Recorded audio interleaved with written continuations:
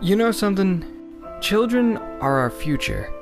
And we're probably doomed because children suck at video games. But it's not their fault. When you're young, everything's harder. You're just learning how to read, you're learning how to tie your shoes, you're dressing up as a ham for the school play. Most of your time is just spent learning. And that's why this guy was and is a genius. Masahiro Sakurai created the ultimate gaming gateway drug in the form of the Kirby series. Like crack it was! Kirby's Dream Land offered an exceptionally brief but fun quest. I talked about this game in my first ever review because it was the first game I ever beat. It was a good experience, it was easy to get into, and it allowed me to learn the basics of platform games. Kirby games offer a quick, fun time, which is why years later I found myself getting into the harder stuff and loving Heroin, Super Meat Boy. Kirby's Adventure for the NES was a bigger, longer game than Dreamland, and it also introduced Kirby's signature copy ability, allowing him to have constantly changing abilities. And then Kirby's Dream Land 2 came along, and it was actually pretty good. Kirby's Dream Land 2 took the formula established by the previous two games in the series and expanded on it with a bigger world, a more complex copy system, and animal prisoners of war. And if you played Kirby, you're probably thinking, well, that doesn't sound very much like those other games with the animal abilities and the collect things and the whatnots. I ain't a fan of those whatnots. And to tell you the truth, this is the first main Kirby game I know of that wasn't actually directed by Sakurai. Instead, it was directed by Shinichi Shimomura. The wild thing about Shimomura is that he or she is a ghost. He or she worked on Kirby's Dream Land 2, Kirby's Dream Land 3, and Kirby 64, and then they promptly proceeded to disappear off the face of the earth. I haven't been able to find anything about him. I've been able to find death rumors, but nothing concrete. The only insight I have into who this person is comes from these games and how he or she designed them. So let's get to know Shinichi Shimomura by getting to know Kirby's Dream Land 2.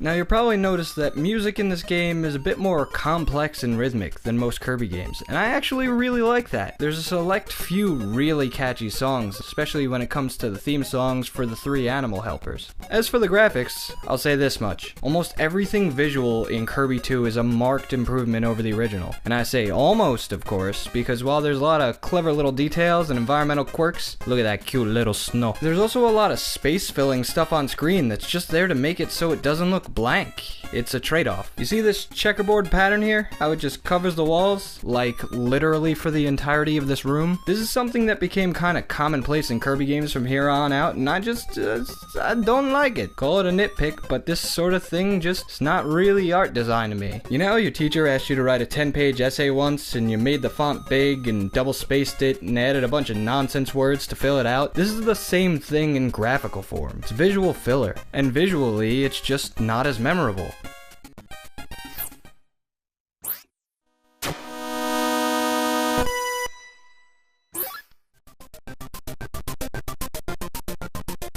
Kirby's Dream Land had 4 extremely distinct and memorable levels with distinct and memorable music. I understand that expanding to 30 plus stages meant it was going to be harder to distinguish them among each other. So if you can forgive the fact that 2 different levels from the ice world are probably gonna look similarly icy, for the most part the level design is dynamic and fun. One level in the cloud world has strong winds blowing you through a gauntlet of spiky Gordos, while another has you flying through ceiling after ceiling of breakable blocks to get to the top. You end up breaking more glass ceilings than Tumblr on a good day. What adds to this variety is that there's now 3 extra characters that completely change how the game controls. There's Rick the hamster, who can't fly, but he's great at walking on ice, and gives Kirby's attacks a bit more oomph. There's Kine the fish, who swims like a fish and walks like a fish, which is to say, he doesn't walk. Oh. And then there's Ku, who has become my new god. He can fly against strong winds, he allows Kirby to easily fight while hovering in midair like some Jet Li nonsense. He looks awesome, and his theme song, oh my goodness. His theme song. It's arguably the greatest collection of sounds ever to come out of a Game Boy. Just listen to it.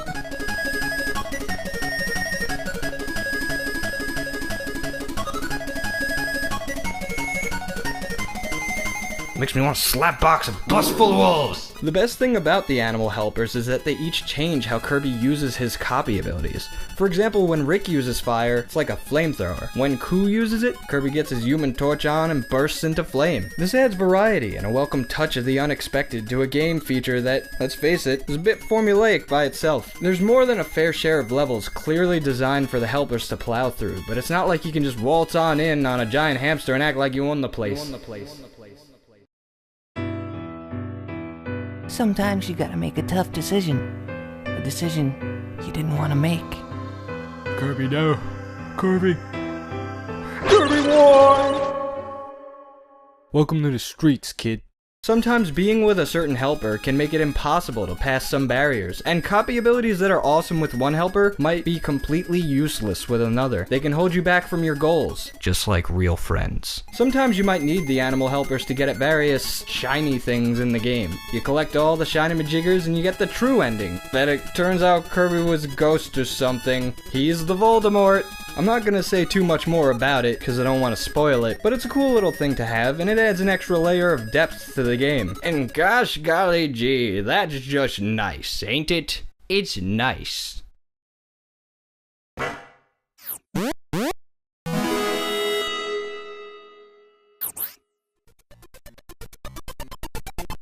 So the game's mostly very fun, but when you reach the end of a world, well, there's no way of getting around it. The bosses in this game are not so great. Remember Wispy Woods from the first game? Well, now he's back, and he's wearing a sick mask! Watch out, he'll cough on you and give you the polio. This boss is...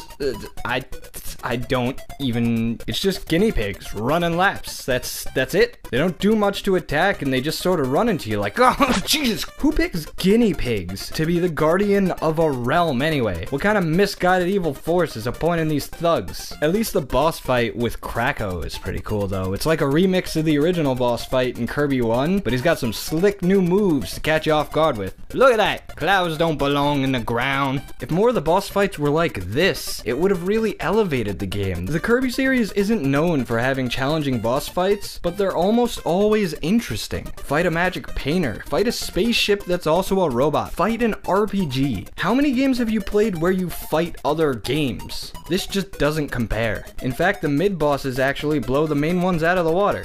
This squid right here throws lightning, which I don't understand why it does that, but that's cool. Of all things I could list that squids could do, chucking lightning is not something I would expect. Points for creativity. This ninja can teleport and jump around like a Tribe Called Quest came on the radio or something. And check this out. This ghost umbrella demon is a ghost umbrella demon. He'll shield you from the rain, but not from evil. I really think this shows what's going on here with the game as a whole. It's got some very fun concepts, but the content here is stretched a little too thin. So how does it all stack up? Let's break it down.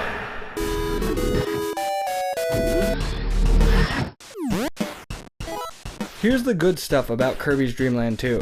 First, the game's just a deeper and lengthier experience than previous Kirby games. It takes everything Kirby did before and tries to expand on it a lot. It's got meat to it. Second, the animal helpers really add a lot of variety to the gameplay and help make it a more memorable experience. Third, the game is more surprising and challenging than the original. It's still by no means a tough game, but it provides just enough difficulty to be rewarding.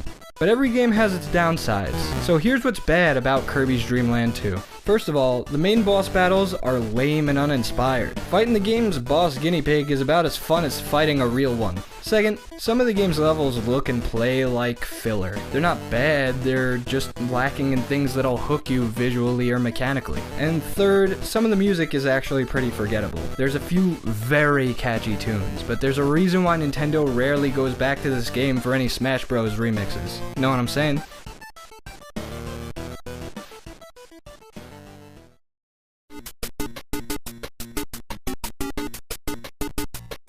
It's clear that Shimomura made this game with a different design philosophy in mind, where Sakurai wanted to make something quick, easy, and fun with Kirby 1 so that kids all over the world would be able to beat it. Shimomura tried to make something with a bit more variety and scope to it, something that would challenge the player and reward him or her for getting to know how the game works. You can take on this game's challenges in any number of ways, which is a big part of what makes it so fun. It's a game about trying stuff. Does that make it harder to get into than, say, Kirby's Dream Land? Yes, but not by much. Young players should have no trouble sinking their nubby little baby teeth into it. Overall, I'd give Kirby's Dream Land 2 a 9 out of 10. It's not perfect, but it's so bold and clever sometimes that you just can't help but enjoy it. If you'd like to get it for a download on your 3DS, it's $3.99. Or if you'd like to get it in its original cartridge format, I've seen it for as low as $9 used on sites like eBay and Amazon, plus the usual $4 shipping and handling. Well, that's all for this episode of Old School on the Go. If you liked what you saw,